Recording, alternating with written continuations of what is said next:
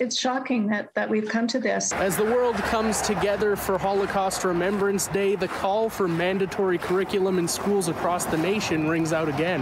Holocaust education is not mandated in any province in Canada. There are 22 states that have mandated Holocaust education.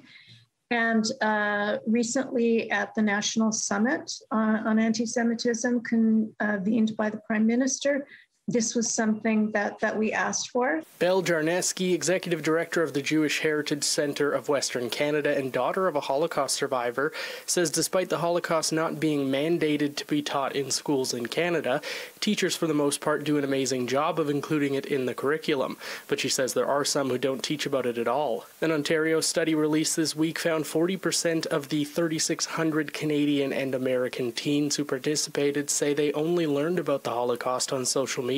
It's very, very upsetting to hear that. I wouldn't have imagined it when I was growing up that there would ever be a day where that would be the reality, that so few people would know about this tragic chapter of human history, not just of Jewish history. Marilyn Sinclair, founder of Liberation 75, the organization behind the study, is also a daughter of a Holocaust survivor. She says if not mandated soon, the students who can hear Holocaust survivors speak before they're gone may miss the chance to. Without them and without curriculum, are people even going to remember the lessons of the Holocaust? I wonder, and our survey really shows that there's a great risk that the students, well, worse than not remembering, will remember it wrong and will remember it in a fake way.